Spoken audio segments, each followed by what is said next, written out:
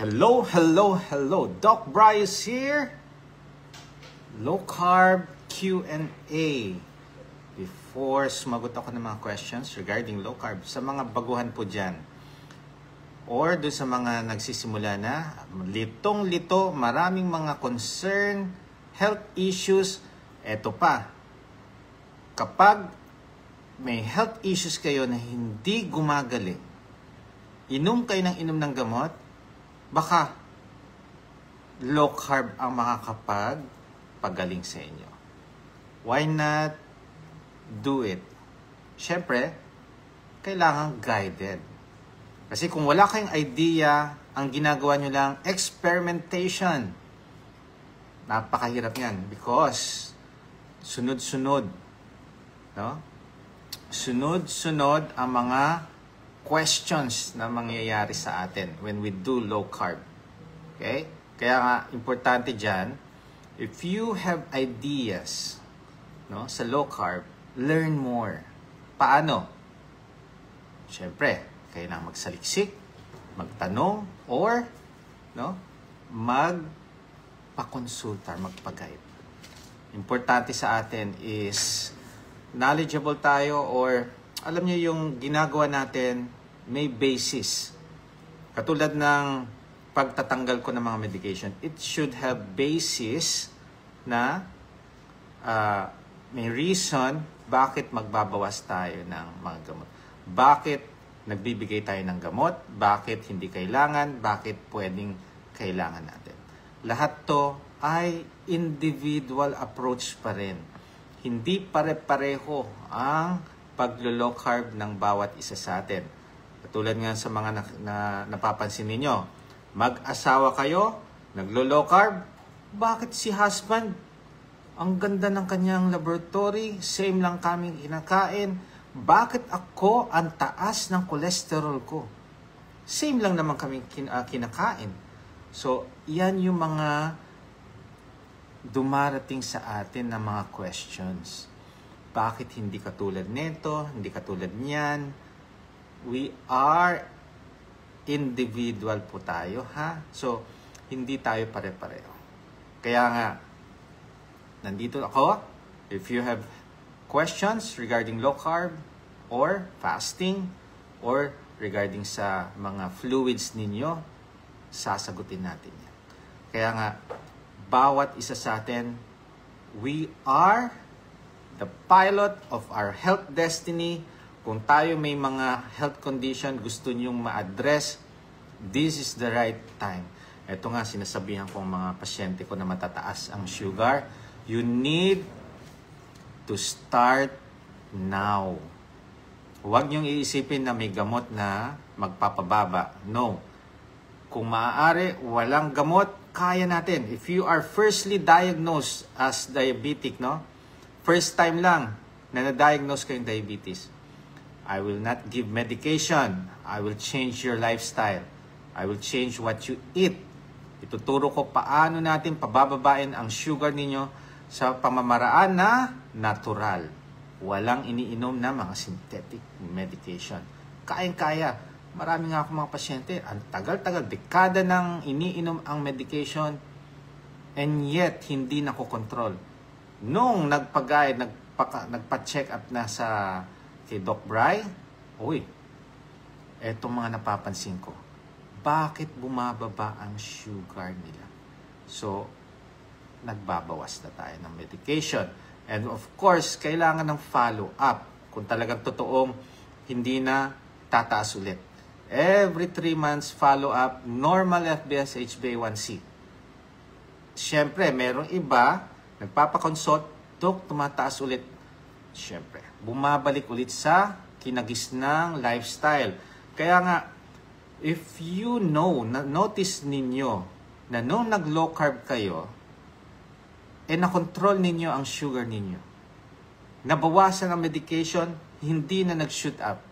Ibig sabihin nun, yung lifestyle ninyo ang dapat inaayos natin. Not the medication. Okay? Kita nyo, napansin nyo, bumababa ang insulin ninyo. Napansin nyo, natatanggalan kayo ng oral medication. Kayo na mismo, makakaalam yan, Paano ko nalaman?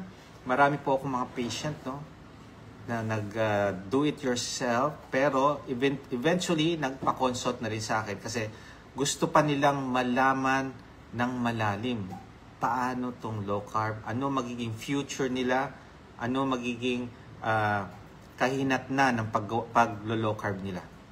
Pero ang laki daw ng difference. Bakit nag-i-improve ang aking sugar? Bakit nag-i-improve ang aking blood pressure? Aba, yung iba pa nga, CKD5 naging CKD3B. So, bakit? May question tayong bakit dun sa mga pasyente ni Doc Bry, nag-i-improve ang kanilang kidney function? Ang alam ko, hindi na nag-normalize or hindi na mag-i-improve. You do not reverse the damage done sa kidney. But how come?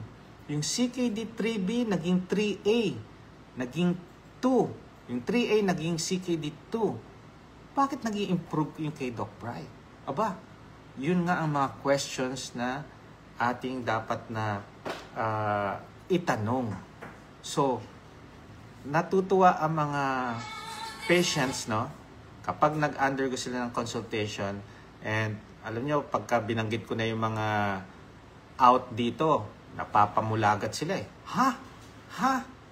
So, hindi nila ma-imagine na etong mga food na akala nila healthy, pwede palang i-out. Kaya minsan tanong na sa akin, Doc, ano na lang kakainin ko? Of course, may kakainin ka. Ang mahalaga, naayos natin itong mga kinakain ninyo. Hindi lang pagkain ang aayusin natin. Aayusin din natin ang mga tubig na iniinom. Okay? Pwedeng exercise para lalong lumakas ang ating katawan. Huwag nating hayaan na puro nutrition lang ang gagawin natin. No.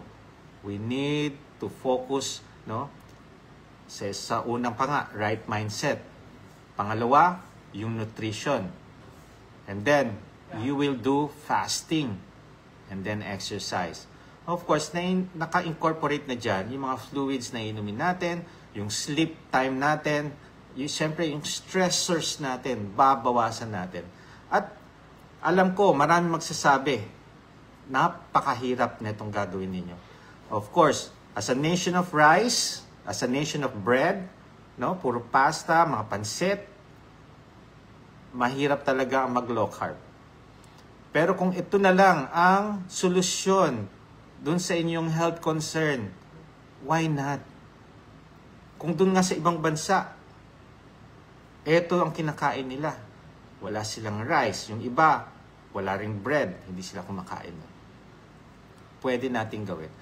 Individualized approach, yes. Yung iba pong na walang mga health conditions na malala. Okay?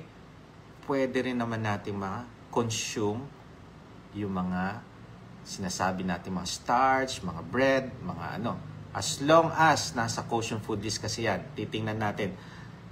I-individualize approach natin sa inyo. Kung wala kayong health condition, o kayo mga teenager, mga anak natin, yes, they can eat fruits. Okay? Ang mahalaga, tanggalin natin ang mga processed sugar drink. And syempre, yung palaging labas, yung mga pagkain sa labas. Need natin, ibalik natin yung mga healthy foods naman.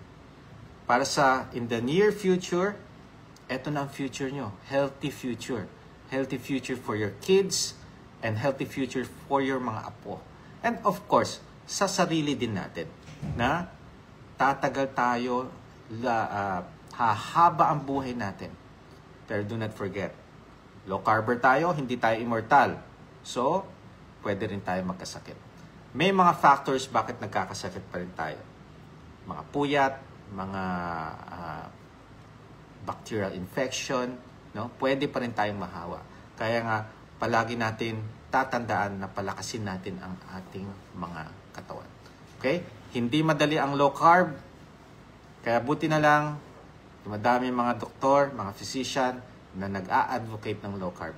Tutulungin namin na ang mga health concern ninyo na mas mag-improve compared dun sa dating kinagisnan natin, no? Na ito ang nakaka-amaze pa nga dito, no?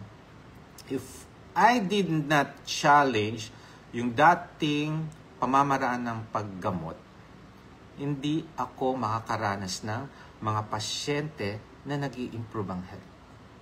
No.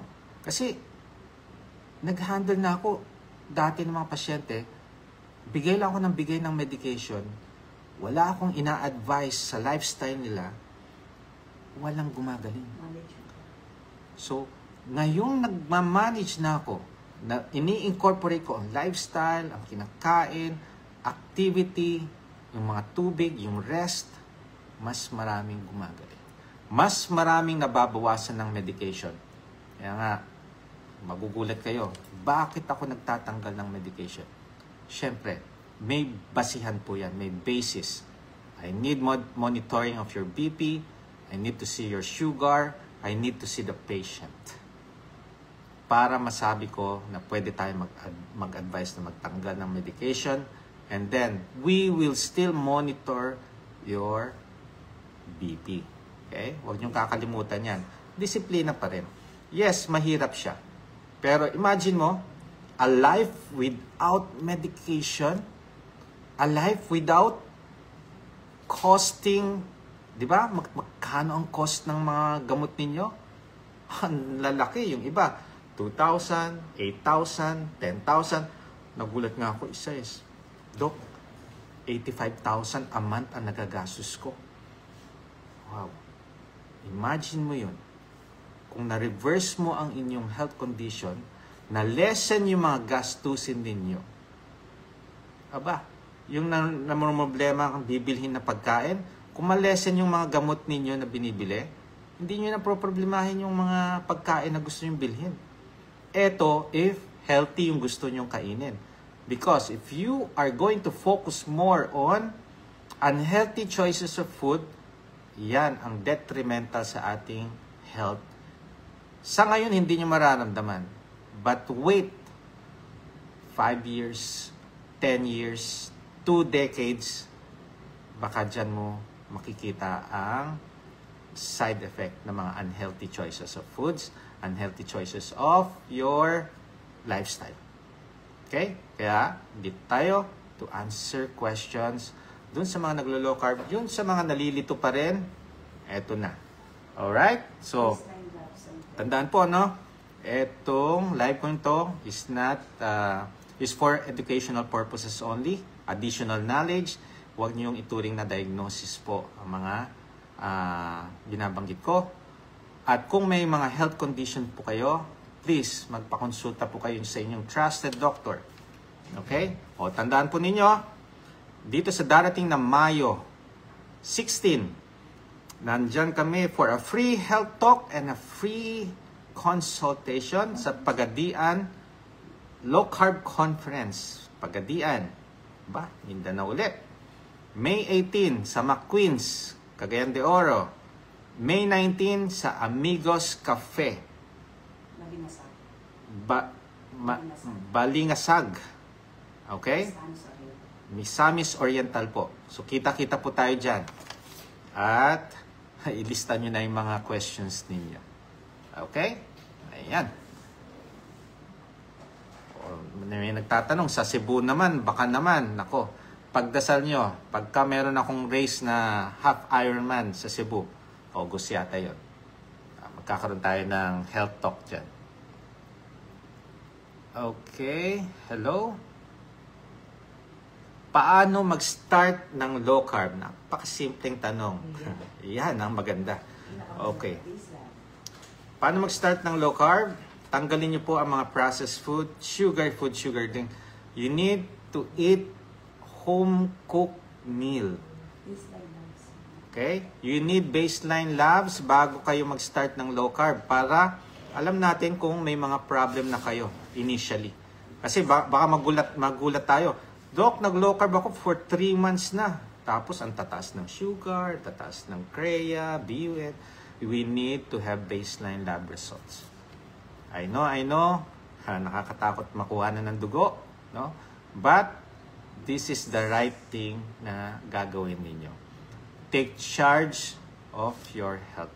Kaya start na tayo, lab results, then tanggalin natin ang mga processed food sugar drink. Unti-unti, tinatanggal natin ang carbs, so yung mga rice, bread, and pasta or noodles, tinatanggal po natin. Okay? Pero, need natin magtimpla na ng electrolytes. Why? When we start a low-carb nutrition lifestyle, nadidehydrate po tayo, ha? We will excrete more salt. So, we need electrolytes.